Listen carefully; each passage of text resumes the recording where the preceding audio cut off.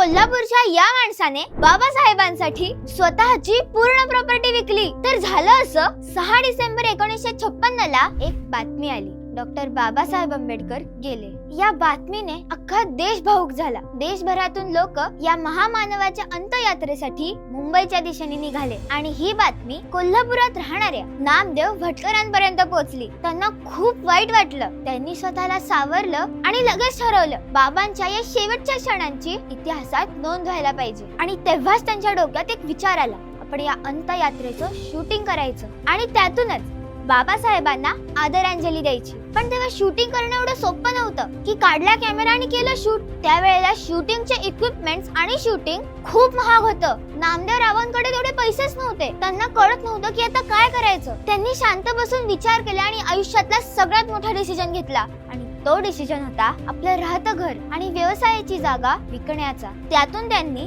16 mm चा एक camera घेतला आणि तो कॅमेरा घेऊन त्यांनी बाबासाहेबांच्या अंत्ययात्रेचं संपूर्ण शूटिंग केलं. त्यांनी या फिल्म रोलवर फक्त व्हिज्युअल्स नाही छापली, लोकांचं दुःख, बाबांवरचं प्रेम आणि इतिहास छापला. आणि हीच होती आपल्या भारतातली पहिली डॉक्युमेंटरी, जी आजही फिल्म डिव्हिजन बाबासाहेब आर्काइव्ह्ज इथे बघायला मिळते. अशा इतिहास जपणाऱ्या नामदेव भटकरांना शार्पनर कडून सलाम आणि बाबासाहेबांना मानाचा मुजरा.